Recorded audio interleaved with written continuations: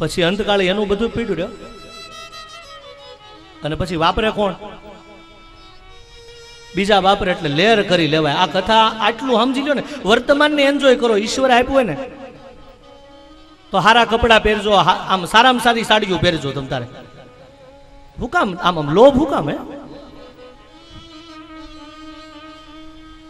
તમારે લેર કરવો? એક વાત કરું, જો તમારે લેર કરવો હોય, એક લોભી શેઠ હતા. જો કેવી દશા થાય લોભી માણસની. લોભી શેઠ હતા ને એટલે એકવાર શેઠાણી એના છોકરા ફરવા ગયા, એટલે શેઠ ને નોકર બે ઘરમાં હતા. એટલે શેઠ લોભી માણસ, કોઈ દી ખાય નહીં, બીજાને ખવડાવે. એટલે નોકરને કહે કે શેઠાણી ગયા છે ફરવા, એ કે કામ કરીને આજ સાંજે આપણે દૂધ પાક બનાવી. નોકર કે આ કોઈ દી ખવડાવે નહીં, આને હું ખોડા પૂરાય. લોભી માણસ. એટલે નોકર કે બાપજી તમે, એ કે એક કામ કરે, મેં એવું સાંભળ્યું છે 2 મણ દૂધ લે. આપણે 2 જણા ને 2 મણ દૂધ, અને દૂધ પાક ને જેમ હલાવો ને એમ દૂધ પાક કેવો થાય. નોકર કે આજ મારા અહો ભાઈ આ કોઈ દી આ ખવડાવે ને, આને શું થયું? 2 મણ દૂધ આવ્યું. નોકરે સાંજના 4 વાગે દૂધ પાક હલાવવાનું શરૂ કર્યું અને હલાવતા હલાવતા સાંજના 7 વાગ્યા. દૂધ પાક તૈયાર થયો ને એટલે લોભી શેઠને ઘોડા પૂર આવ્યું. શેઠાણી નથી, છોકરા નથી, અને નોકરને આવો દૂધ પાક થોડો ખવડાવાય? જાયફળ, એલચી, કાજુ, બદામ આવ્યું ઘોડાપુર લોભનું. એટલે નોકરને કે નોકર એક કામ કરીને, નોકર સમજી ગયો ઠીક આ નહીં હકે ખાવા દે. એ કે એક કામ કરી, મેં એવું સાંભળ્યું છે કે દૂધ પાક જેમ ઠરે ને એમ સારો લાગે. એ કે આને પાણીને તપેલામાં મૂકી દે અને પછી આપણે આખી રાત ઠરવા દઈ અને હવારે હાવ ટાઢો થાય ને તે ખાઈ. અરે નોકર કે મરી ગયો, હાથ દુખે છે અને આને ઠર. એક કામ કરી રહોડા મૂકીએ. માલિક જેવી આજ્ઞા, કારણ કે નોકર તો એનું કામ કરવું પડે. દૂધપાકને તપેલામાં ઠરવા મૂક્યો. લોભી શેઠ એ ઘોડાપુર લોભનું આવ્યું. કેવું આવ્યું ખબર? એ કે નોકર એક કામ કરીને, એ કે આપણે રાતે હોઈ જાય ને, સવારે જેને સારું સપનું આવે ને એને બધોય દૂધપાક પી જવાનું. નોકર કે આને શું કેવું? એ કે પણ માલિક તમે કયો એમ કાંઈ વાંધો નહીં. પણ શેઠે શું કીધું ખબર? જો શરત એ કે 2 માંથી જેને સારું સપનું આવે એને સવારે દૂધપાક પીવાનું.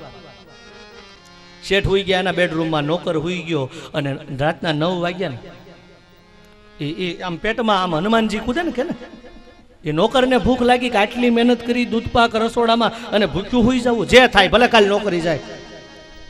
રાત્રે 12 વાગે ઉઠ્યો અને ઉઠી અને રસોડામાં જઈ અને દૂધપાકનું તપેલું નોકરે મોઢે માંડ્યું, પી ગયો ને હુઈ ગયો. એ કે હવારે ભલે નોકરી જાય પણ આ ઘરમાં સતા દૂધપાકે આમ મરી જવું.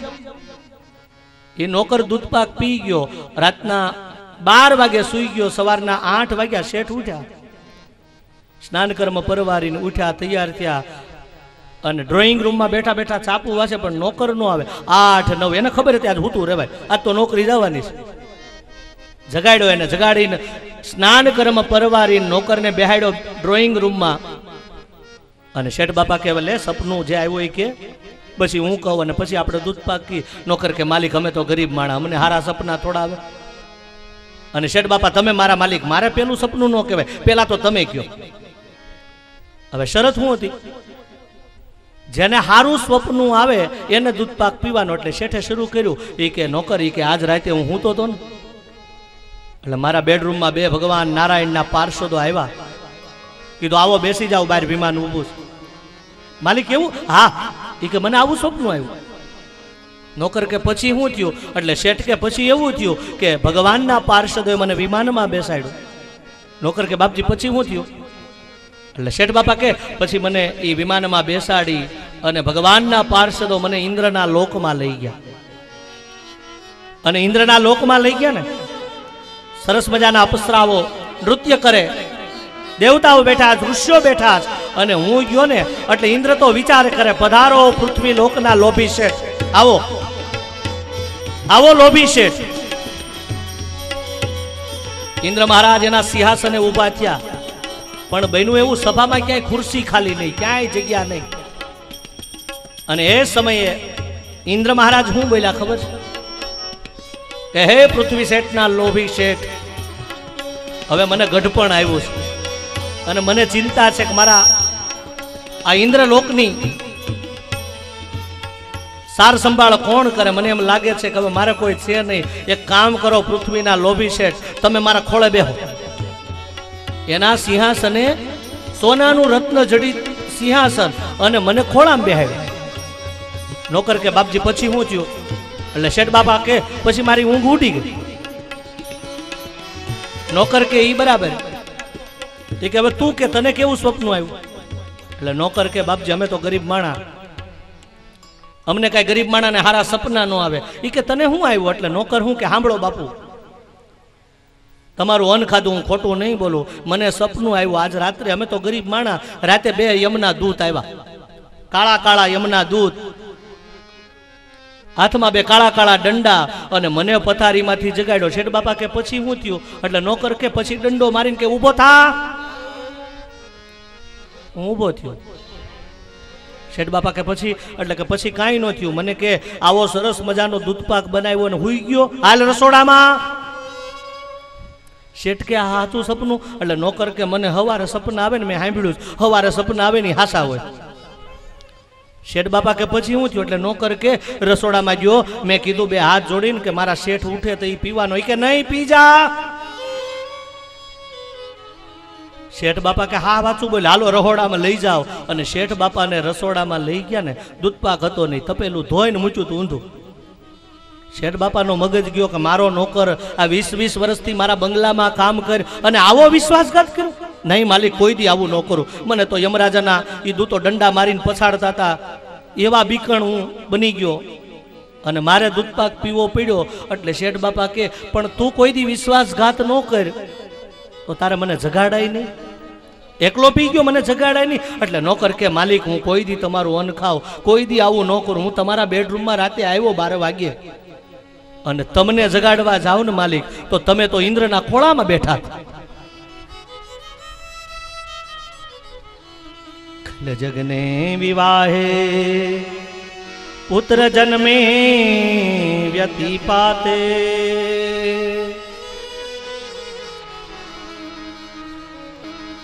યુધિષ્ઠિર મહારાજે બ્રાહ્મણોને દાન આપ્યું છે। સમય વીતતાની સાથે હે રાજા પરીક્ષિત ધીરે ધીરે મોટા થવા લાગ્યા। અને પરીક્ષિત જ્યારે મોટા થયા, અહીંયા ભગવાન કૃષ્ણ પરમાત્મા એને પાંડવોના સમીપ ભગવાને સંગ રાખ્યો ને, પણ કુરુક્ષેત્રનું મેદાન કરવાની કે મેદાનમાં યુદ્ધ કરાવવાની કોઈ કૃષ્ણની શ્રેષ્ઠા નહોતી।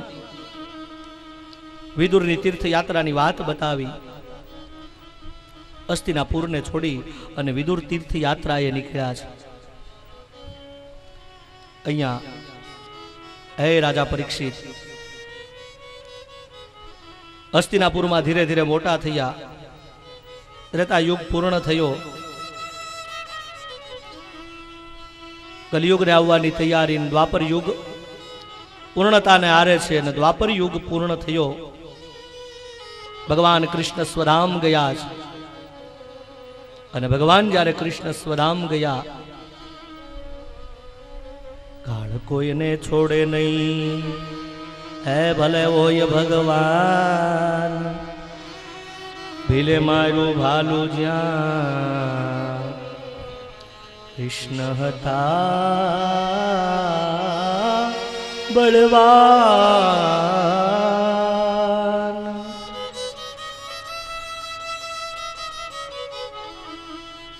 ભગવાન સ્વધામ ગયા।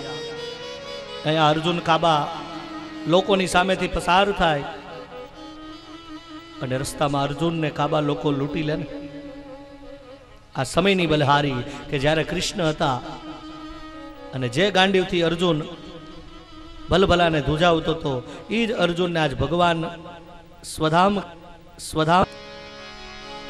કાબા લોકોએ અર્જુનને લૂંટી લીધો છે। સમય સમય બલવાન હૈ નહીં પુરુષ બલવાન, काबे अर्जुन लूटियो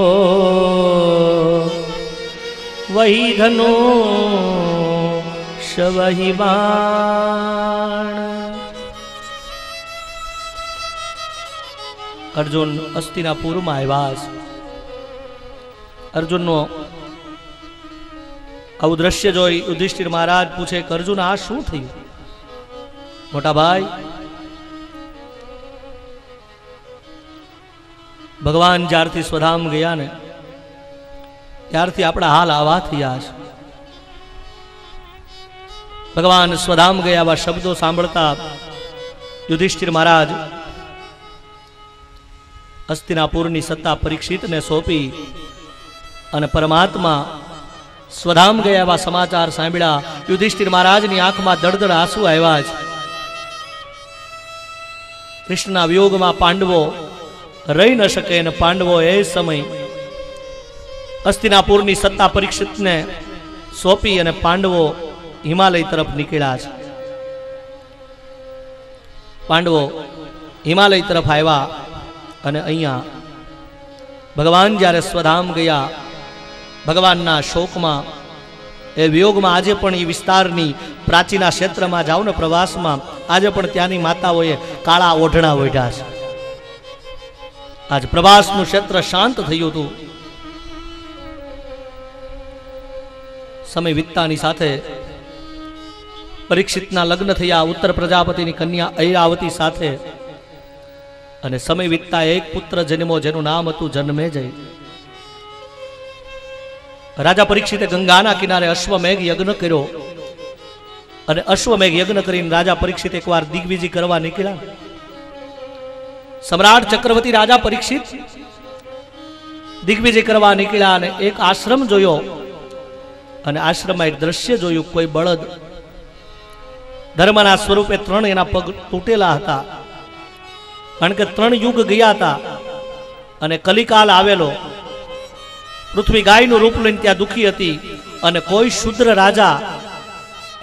રાજા એને તીર લઈને મારતો હતો। દ્રશ્ય રાજાએ જોયું કે મારા રાજ્યમાં આવો જુલમ। પોતાના બાણમાંથી એક તીર લઈ અને શુદ્ર રાજાને મારવા જાય। શુદ્ર રાજાએ બે હાથ જોડી રાજા પરીક્ષિતના મારશો નહીં, મારું નામ કલી છે, કલિયુગ છે, નહીં તને છોડું નહીં, મારા રાજમાં આવો જુલમ। એક મૂંગા પશુને મારે છે, કારણ કે ધર્મને પૃથ્વીને આ કલિયુગ દુખી કરે। કલિયુગને કીધું તને છોડું નહીં, તને મારી નાખું। કલિયુગે કીધું કે હે રાજા પરીક્ષિત, પ્રાર્થના કરું, મને આપ કહેશો તો આપના રાજ્યમાં હું નહીં રહું, મને આપ એવા સ્થાન આપો, જે સ્થાન આપો ત્યાં હું રહીશ। અને રાજા પરીક્ષિતે કીધું તો પછી સાંભળ, હું તને એક સ્થાન આપું, એ જ સ્થાનમાં તારે રહેવાનું, મારા રાજ્યમાં રહેવાનું નથી। સાંભળી લે, તારે હવે એક સ્થાન તને આપું, મદિરા પાન થતું હોય ત્યાં તારે રહેવાનું, જ્યાં જુઆ ખેલાતો હોય ત્યાં તારે રહેવાનું, જ્યાં વ્યભિચાર હોય ત્યાં તારે રહેવાનું। કલિયુગ બોલ્યો કે મહારાજા, આ બધા બેડરૂમ ગંદા આપશો, એક બેડરૂમ તો સારો આપો। અને ત્યારે પરીક્ષિત બોલ્યા કે જા, તને એક સ્થાન આપું, એક સારું સ્થાન આપું, સોનામાં પણ તારે રહેવાનું। અને કલિયુગ જ્યારે એટલું જ બોલ્યો કે બાપજી, હું આપના રાજ્યમાં ક્યારેય આવીશ નહીં, આ જે સ્થાન આપ્યા છે એમાં જ હું રહીશ, જ્યાં જુઆ ખેલાતો હોય ત્યાં રહીશ, જ્યાં મદિરા પાન થતું હોય ત્યાં રહીશ, જ્યાં ચોરી હોય, આવા સ્થાનો આપ્યા। અને એક સારું સ્થાન આપ્યું એ સુવર્ણનું, અને એ સુવર્ણ મેન તમે ગળામાં સોનું પહેર્યું હોય ને, એ સોનાની વાત નથી હો। સુવર્ણ એટલે અનિતિનું ધન, જ્યાં અનિતિનું ધન હશે ત્યાં તારે જવાનું। આટલા સ્થાનો આપ્યા રાજા પરીક્ષિત આશ્રમમાંથી પાછા ફર્યા। અને સમય વીતતા વીતતા એકવાર હસ્તિનાપુરના મહારાજા પરીક્ષિત જંગલમાં મૃગયા કરવા નીકળ્યા અને મૃગયા કરતા કરતા રાજા પરીક્ષિતને તરસ લાગી, એટલે વિચાર કર્યો જંગલમાં મને કોઈ પાણી આપે ને, તો મારી આ તૃષાને હું શાંત કરું. રાજા પરીક્ષિત ચાલતા ચાલતા એક આશ્રમમાં આવ્યા અને આશ્રમમાં કોઈ શમિક નામના ઋષિ બેઠા હતા. શમિકના આશ્રમમાં આવ્યા, રાજાએ વંદન કર્યા અને શમિક નામના ઋષિ તો સમાધિમાં બેઠા હતા ને.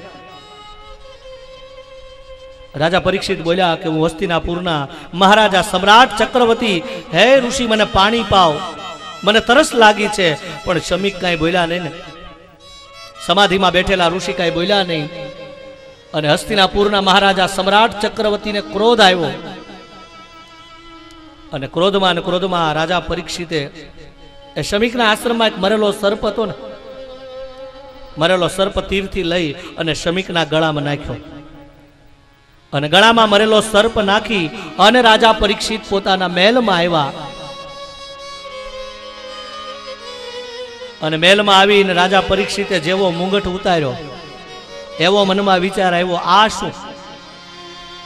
જે હાથથી હું ઋષિના ગળામાં ફૂલની માળા નાખું, એ હાથે મેં ઋષિના ગળામાં મરેલો સર્પ નાખ્યો. મારા પૂર્વજો કોણ?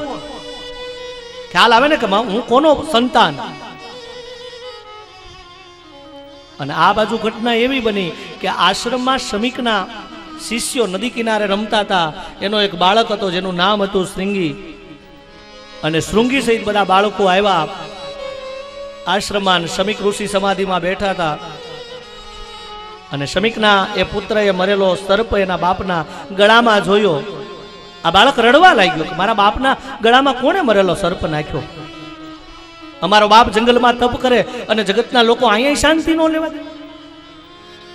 અને નાના બાળકે રડતા રડતા બાજુમાંથી કૌશકી નદી એનું જળ વહેતું હતું ને, બ્રાહ્મણ બાળક શૃંગી હાથમાં જળ લીધું અને જળ લઈને બોલ્યો કે જેણે મારા બાપના ગળામાં મરેલો સર્પ નાખ્યો એનું આજથી 7મા દાડે ગંગાના કિનારે તક્ષક દ્વારા એનું મૃત્યુ થશે. શમિક ઋષિ જાગ્યા, બોલ્યા દીકરા શું કર્યું? બેટા આપણે બ્રાહ્મણ, આપણે કોઈને શ્રાપ ન દેવાય, આપણે તો બીજાને આશીર્વાદ અપાય. શમિક ઋષિની આંખ ખુલી, સમાધિ છોડી. અને શમિક ઋષિ એવા સમાધિ વાળા તપ પુરુષ હતા ને, એની સાધનાનું બળ જોયું. વાત જાણીને પોતાના પુત્રને ઠપકો આપ્યો અને કીધું બેટા તે ખોટું કર્યું. તે જેને શ્રાપ આપ્યો ને એ કોઈ સામાન્ય માણસ નથી, હસ્તિનાપુરના સમ્રાટ ચક્રવર્તી રાજા પરીક્ષિત છે. બેટા શ્રાપ આપીએ ને તો આપણું પુણ્ય બળી જાય. બેટા ક્રોધ ન કરાય, આપણે તો બ્રાહ્મણો, આપણે તો ક્ષમાશીલ હોઈએ. અને રાજાના ક્રોધ પર ક્રોધ ન કરાય, રાજાના દોષ ઉપર આપણે કરુણા કરાય. પિતા સમજાવે બાળકને. અને શમિક બોલ્યા કે બેટા હવે જેને શ્રાપ આપ્યો ને આપણે એને સમાચાર આપવા પડે. પોતાના શિષ્યોને કીધું જાઓ અને જેણે મારા ગળામાં મરેલો સર્પ નાખ્યો ને એ હસ્તિનાપુરમાં પરીક્ષિત રાજાને સમાચાર આપો.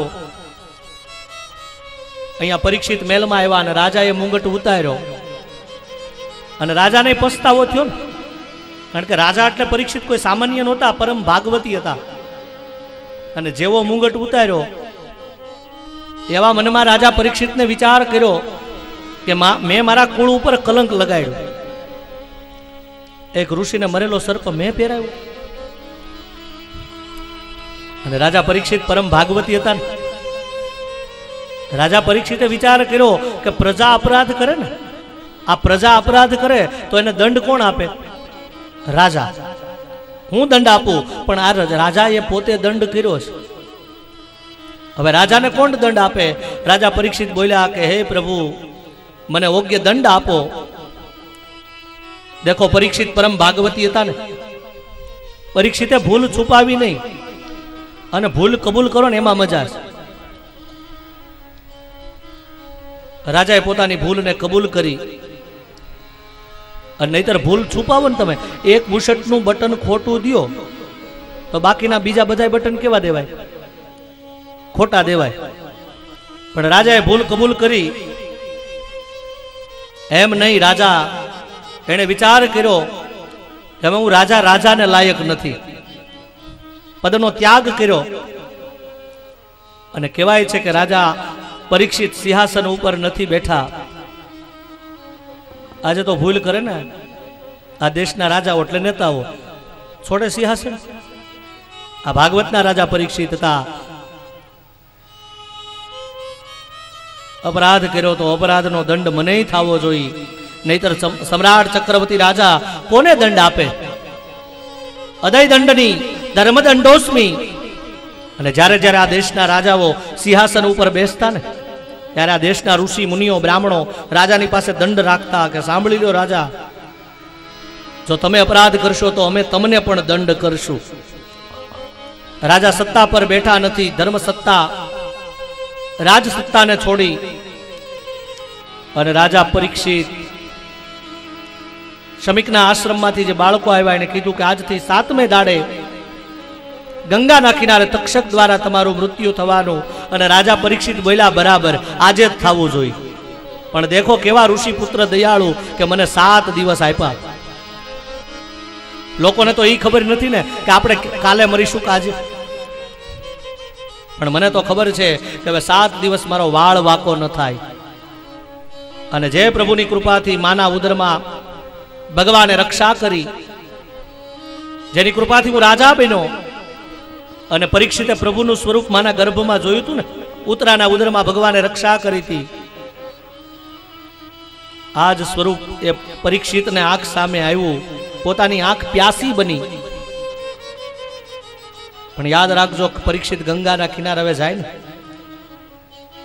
એ પહેલા થોડોક વિચાર આવવો જોઈએ. પરીક્ષિત હસ્તિનાપુરના સમ્રાટ ચક્રવર્તી રાજા પરીક્ષિત આવું કૃત્ય ક્યારેય કરે નહીં. કારણ કે જેના વંશજો પાંડવો હોય, જેના વંશજોમાં કૃષ્ણ હોય, એ પરીક્ષિત આવા કર્મ ન કરે. પણ સંતો કે છે પરીક્ષિતે જ્યારે સત્તા સંભાળી ને ત્યારે દાદા યુધિષ્ઠિરે કીધેલું કે દીકરા સાંભળ, હસ્તિનાપુરના બધા ઓરડાને ખોલજે પણ આ ઓરડાને ક્યારેય ખોલતો નહીં. અને બેટા સાંભળી લે, ઈ ઓરડો ખોલને તો એમાં કઈ વસ્તુ હોય ને એને કઈ સ્પર્શ કરતો નહીં. હવે તમને એમ કે ને ભેસાણથી જુનાગઢ જાવ ને તો આ રસ્તે અત્યારે જાતા નહીં, બંધ છે, તમે ત્યાંથી ચાલો. પરીક્ષિતે એકવાર એ ઓરડાને ખોલ્યો. યુધિષ્ઠિર મહારાજના શબ્દો યાદ આવ્યા, બેટા ઓરડામાં જા. તો એ રૂમના અંદર કોઈ વસ્તુ એનો સ્પર્શ ન કરતો. એક પેટી ખોલી, બેટા પેટી ખોલતો, એમાં કઈ વસ્તુ હોય તો એને સ્પર્શ નહીં કરતો. અને એ પેટીમાં એક સોનાનો મુંગટ હતો ને, સરસ મજાનો એટલો વજનદાર મુંગટ જોયો, હાથમાં લીધો. ને રાજા પરીક્ષિત બોલ્યા કે આ સોનાનો મુંગટ ઈ કઈ પેટીમાં સારો લાગે? એ તો મારા મસ્તક ઉપર સારો લાગે ને. અને આ મુંગટ પહેરીને રાજા પરીક્ષિત મૃગ્યા કરવા નીકળ્યા હતા. અને આ મુંગટ કોઈ બીજાનો નહોતો, આ સોનાનો મુંગટ છે ને એ જરાસંધ પાસેથી કૃષ્ણ અને પાંડવોએ જ્યારે રાજસૂર્ય યજ્ઞ કર્યો ને ત્યારે પડાવેલો. એટલે અનિતિનું ધન હતું. અને અનિતિનું ધન માથે આવ્યું એટલે એ સોનામાં કોણ આવ્યો? કળિયુગ આવ્યો. અને માટે પરીક્ષિતને દુઃખ ઉપજાવ્યું. પરીક્ષિત હોય તો ભલે, હું હોય તો ભલે, તમે હોય તો ભલે, પણ વાલા યાદ રાખજો કે જેના જેના જીવનમાં સારા કર્મ કરો ને તો સારું ફળ મળે, અને ખરાબ કર્મ કરો તો એ ખરાબ કર્મનું ફળ પણ મારે ને તમારે ભોગવવું પડે. અને એટલા દેશની સંતવાણીને ગાવું પડે ને, એ મનવો જાણે કે અમે એ હારા કામ કરશું ને, આ તો ઉલટા નો વધો સંતા મન સમજ્યા વિના. વિશેષ આગળ વધારીએ. મનવો શું જાણે અમે સારા કામ કરીએ ઉલટામાં જોરે સંતા મન મજા. ઝડપથી વિશેષને પૂરું કરીએ. એ મન મજા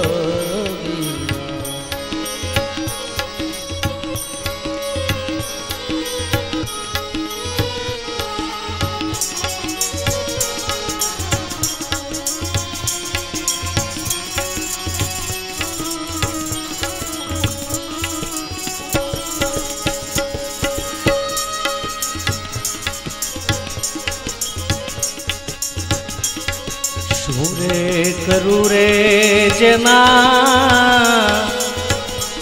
हे दलड़ा मां तपियलता मन हम जाना हे मन हम जाना हे जी मनवो सुजाने में सारा काम करिए उल्टा रो रे संता मन हम जाना हे मन हम जाना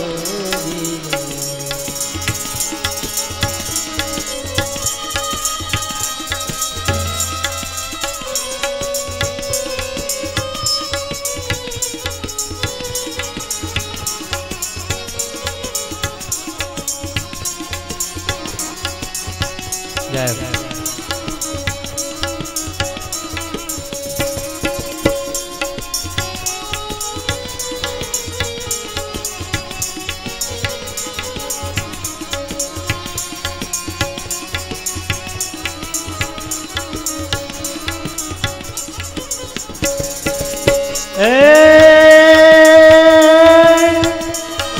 परीक्षित राजा ने जारे अज्ञान उपजाने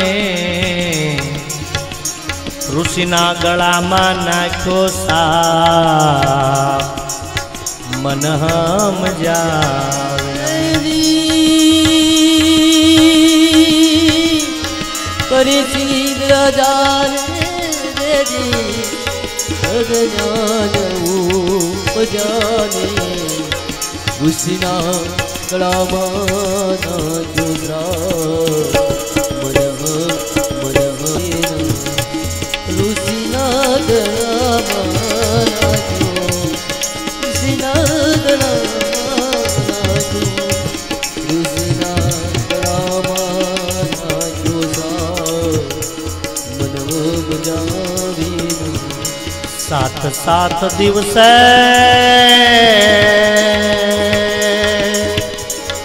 तने सर्पदंश थासे अने ऋषि नारे लाग्या जेने श्राप मन हम जावे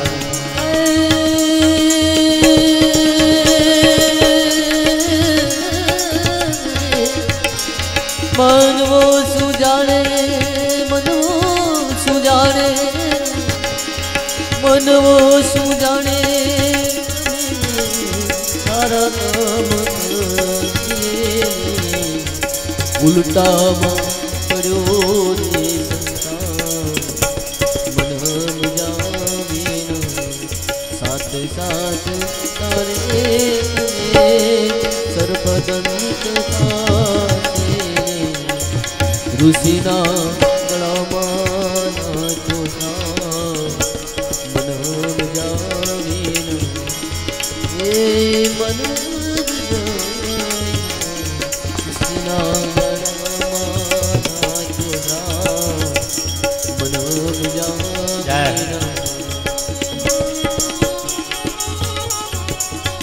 अरे बाप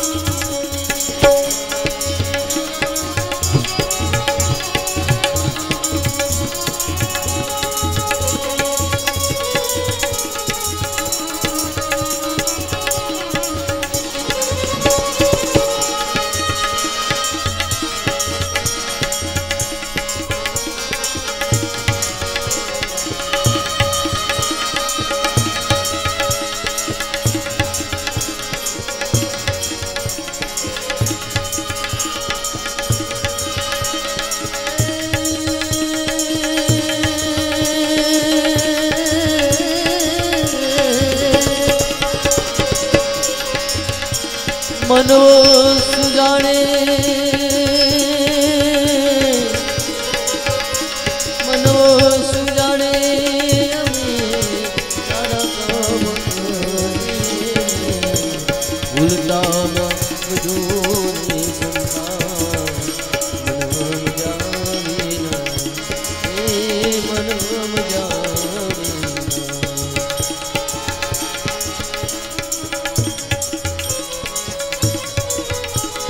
પછી રાજા પરીક્ષિત હોય જે હોય તે પણ જેના જેનામાં મનમાં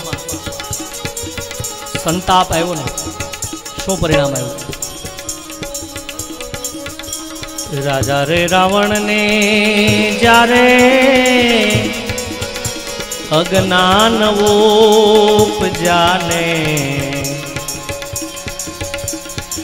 એને રામના ઘરમાં નાખ્યો હાથ મન હમજા વિના હે મન હમજા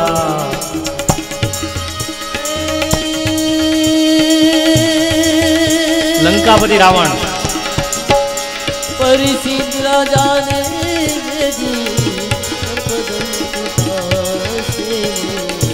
ઋષિના રે લાગ્યા એક લંકાપતિ રાવણ એના કર્મ એવા હતા ને નવગ્રહ જેના ઢોલિયા બાંધ્યા હોય બ્રહ્માજી વેદનું ગાન કરે કૈલાસમાંથી મહાદેવ આવે આવો દશાની કોઈથી ડરે નહીં પણ રાવણ જેથી સીતાનું હરણ કરીને નીકળ્યો ને રાવણ ધ્રુજતો હતો એટલે કોઈએ કીધું કે રાવણ કોઈથી ડરે નહીં શું કામ આ ધ્રુજે? ત્યારે કોઈ કવિએ સરસ કીધું કે રાવણ કોઈથી ડરે નહીં પણ આજ રાવણના કર્મ એવા છે વનના વૃક્ષો એના એ ઝાડ હલે અને રાવણ ધ્રુજે વનના વૃક્ષોના પાન હલે કે પડે તોય રાવણ ધ્રુજે ત્યારે કોઈ સરસ કીધું કે રાવણ કોઈથી ડરે નહીં પણ આજ રાવણના પાપ એના કર્મ એને ડરાવે છે અને પરિણામ શું આવ્યું? સાવરે સોનાની એની લંકા લૂંટાણી અને મરાણો ઈ રામને હાથ મન હમજા વિના એ મન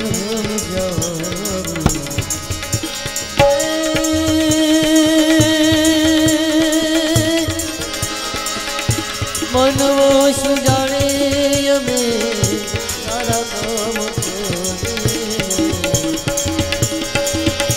મનવો સુજાણે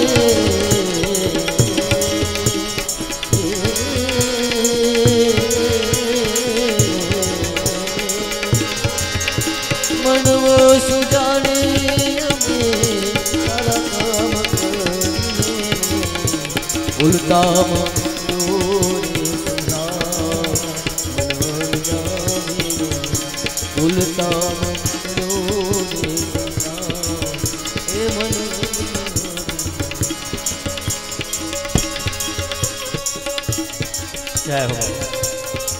આવો ઝડપથી વિશેષને પૂરી કરીએ તો પાછા કથામાં આગળ વધવું છે.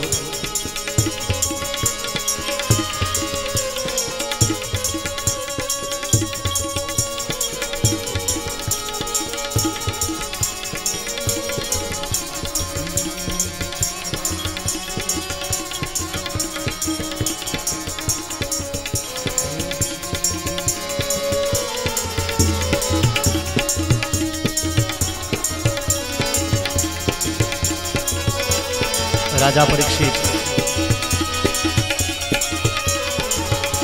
ગરબારને છોડી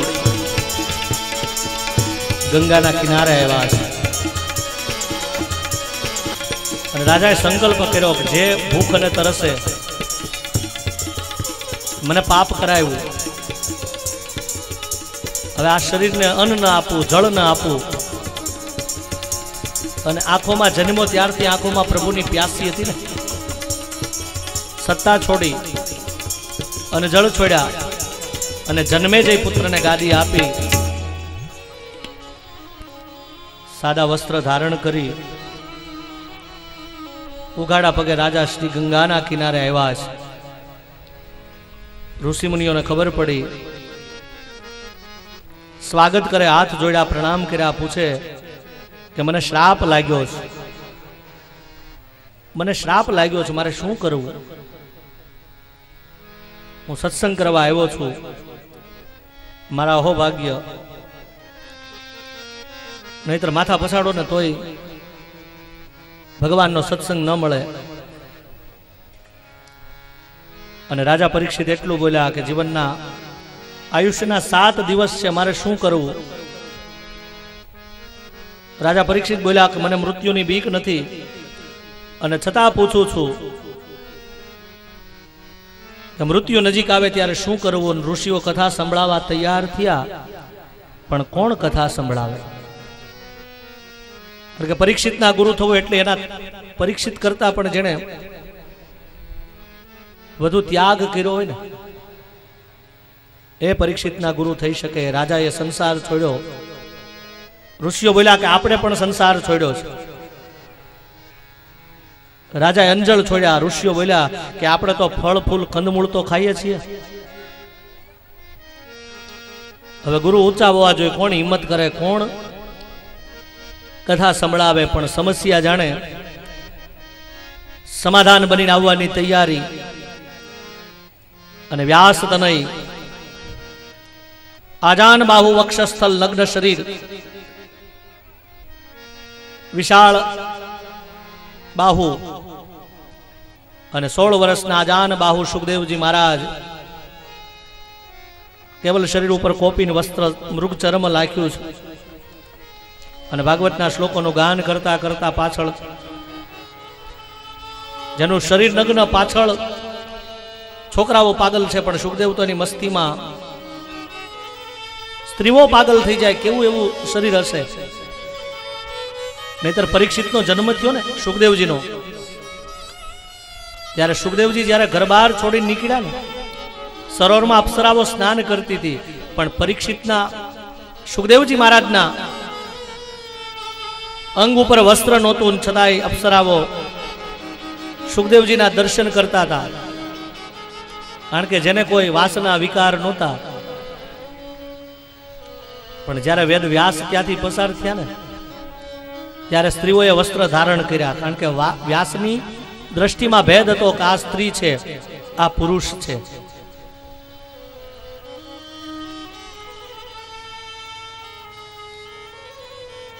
પરમહંસ સુખદેવજી મહારાજ મસ્તીમાં ગંગાના કિનારે આવ્યા છે. કેટલી કૃપા પરીક્ષિત ઉપર કે માના ગર્ભમાં હતા ત્યારે ભગવાને રક્ષા કરી. માના ગર્ભમાં હતા ત્યારે પરીક્ષિતની રક્ષા પણ ભગવાને કરી. અને આજ બ્રાહ્મણ બાળકનો શ્રાપ લાગ્યો ત્યારે પણ ભગવાન ભાગવતના રૂપે, સુખદેવજીના રૂપે ગંગાના કિનારે આવે. અને વાલા વૈષ્ણવો યાદ રાખજો કે ગુરુને ગોતવા ન જવા પડે, ગુરુ તો સામે ચાલીને આવે. ગમે તેને ગુરુ કરો ને એ બરાબર નથી, ગોથા ખાવા પડે. અધિકારી શિષ્ય બનો તો પરમાત્માની તમને કૃપા થાય, અને એ પરમાત્મા મારા તમારા જીવનમાં સત્યનો રાહ આપે. અને અહીંયા ગંગાના કિનારે સુખદેવજી મહારાજ આવ્યા છે. વ્યાસ બેઠા છે, પરાશર બેઠા છે. વ્યાસના મોઢામાંથી નીકળ્યું, અરે પુત્ર તું આવ્યો? કારણ કે વૈરાગ્ય હતો ને, પિતા પ્રસન્ન થયા. વ્યાસ બેઠા હતા, વ્યાસના પિતા પરાશર બેઠા હતા. અને ત્યારે વ્યાસ બોલ્યા કે પુત્ર તું? ત્યારે બધાને ખબર પડી આ સુખદેવજી મહારાજ. દિવ્ય તેજ હતું અને બધા ઊભા થઈને જય ઘોષ કર્યો, બોલીએ સુખદેવજી મહારાજ કી જય. પરીક્ષિત આવ્યા, જોતા રહ્યા, દર્શનથી રોમ રોમ શરીર થયું. જેની રાહ જોતો તો અધી મુજે તારે કે ચરણમાં દંડવત કર્યા, ગદગદ શરીર થયું, આંખમાં આંસુ આવ્યા. અને હે ઋષિ મુનિઓ, આજ પરીક્ષિતના ઓઠ નહોતા બોલતા, आज परीक्षितना ओठ नोता बोलता हयू बोलतो तो चरण में दंडवत प्रणाम कर्या। जाणु छू बापजी आप गाव गाव एक गया दोहन थाय ने त्या सुधी तमे कोई जग्याए बेसता नथी। मुझ बुटतानुं बावड़ुं पकड़शो, कृपा करशो। आंखमांथी आजीजी वांचीने गुरु राजी थया। बगलमांथी सुखदेवजीए मृग चर्म जमीन उपर लगाव्युं, बिछाव्युं आसन। परीक्षित राजी थया, बापजी मानी गया। कमंडल बाजुमां मूक्युं, पूजा करी अने सुखदेवजी महाराज अने राजा परीक्षित जे गंगाना किनारे एक गंगा वहेती थी ने, एक गंगा तो एनी धारा वहेती थी अविरत, पण हवे बीजी धारा सुखदेवजीना मुखमांथी। एक कथा नैमिषारण्यना जंगलमां सूत महामुनि शौनकादि ऋषि मुनिओने संभळावे। यही कथा हवे सुखदेवजी महाराज राजा परीक्षित ने संभळावे अने भागवतजीना प्रथम स्कंदने हवे विराम आपी अने आपणे बीजा स्कंदमां जईए। कायेन वाचा मनसेन्द्रियैर्वा बुद्ध्यात्मना वा प्रकृति स्वभाव करोमि यदि सकलम परस्मै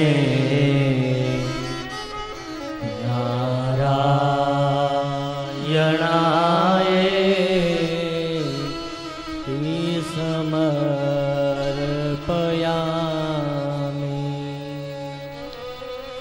आओ प्रथम स्कंदने विराम आपी અને બીજા સ્કંદમાં જાય।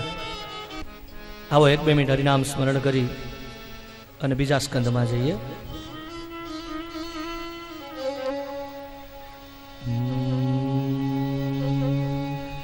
હરે રામ રામ રામ હરે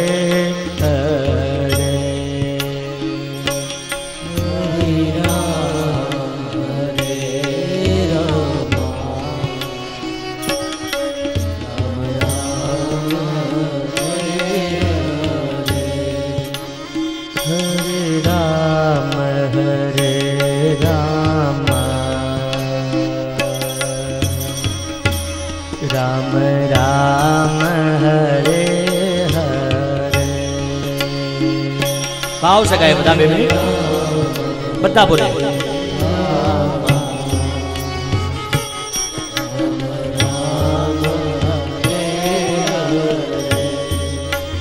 हरे कृष्ण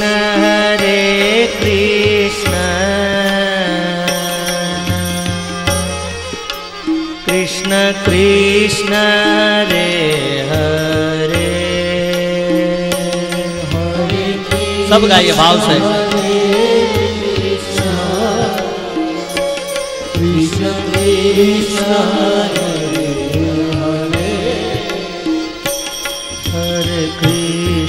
हरे कृष्ण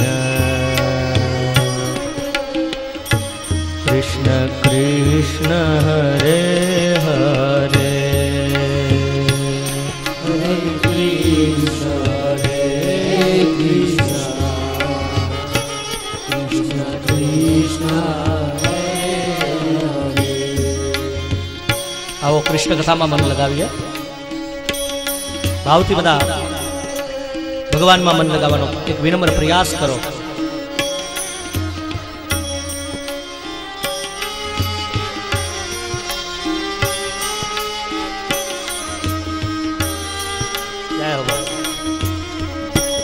होठों को छू लो तुम, मेरा गीत अमर कर दो। होठों को छू फिल्म वाला છે કે હું મારો ભાવ રજૂ કરું છું. બન જાઓગે મીત મેરે, मेरी प्रीत अमर कर दो. बन जाओगे मीत मेरे, मेरी प्रीत अमर कर दो. हरे रामा, राम राम रे हरे. भाव से गाइए सभी. राम राम हरे हरे, हरे कृष्ण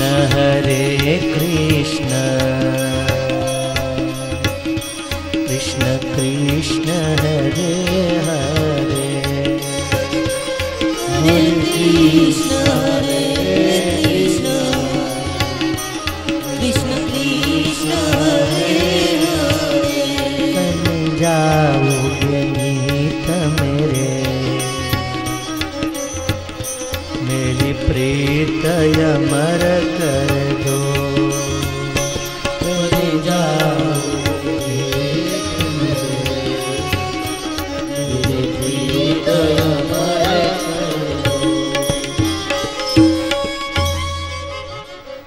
हरे कृष्ण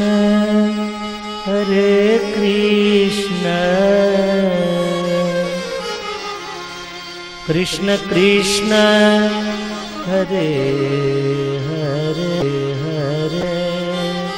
हरे कृष्ण कृष्ण हे कृष्ण कृष्ण कृष्ण સદાને માટે કામનું તારા નામનું અમે સ્તવન કરીએ.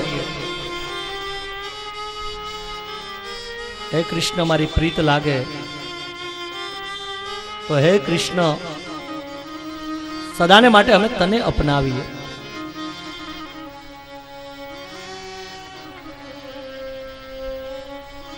જીવનમાં કૃષ્ણ તત્વ છે ને, જેના જીવનમાં આવે પછી જગતને ભૂલી અને જગદીશના શરણે જવાનું ગમે. પછી સંસાર એને મિથ્યા લાગે અને પરમાત્મા સત્ય લાગે.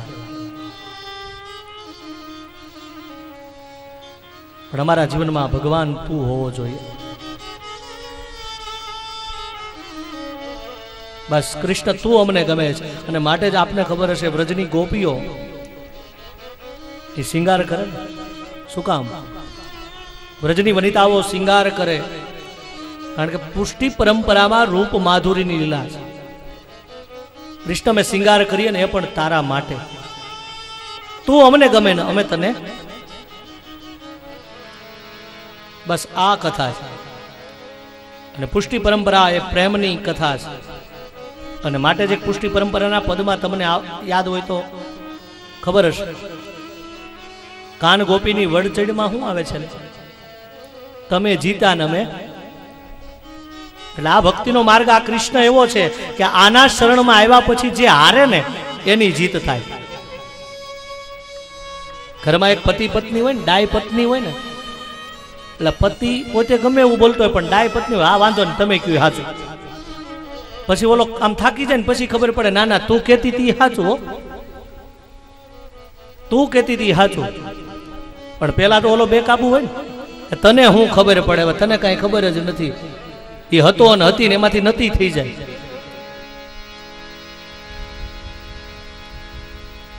એટલે પ્રેમનો માર્ગ છે ને એમાં જે હારે ને એની જીત થાય. બસ કૃષ્ણ મેં શિંગાર કરીએ તો તારા માટે. અને વાલા આવું જીવન જીવજો, ભગવાનને ગમે, કૃષ્ણને ગમે, આપણા પરિવારને ગમે. આજે તો મોટા સિટીમાં આપ બધા બહેનોને ખબર હશે, સાંજ પડે ને એટલે બહેનો સાંજે આમ શિંગાર સજે, આમ તૈયાર થાય ને, સરસ મજાની સાડી પહેરે એટલે પાડોશીની બેન પૂછે કેમ શોપિંગ કરવા જવું? એટલે કે ના ના હવે તમારા ભાઈ ઓફિસેથી આવશે. એને ગમે એવું જીવન જીવજો. નહીતર ઓલો ઓફિસેથી થાકીને આવે અને એક વાર નહીં, બે વાર, 3 વાર પાણી માગે અને તે ઢોળાતું ઢોળાતું આવે. હા, એના લગર વગર વેશ હોય. એ વર્ણન આપણે ભાગવતજીમાં નથી કરવું, તમે સમજી ગયા બધા.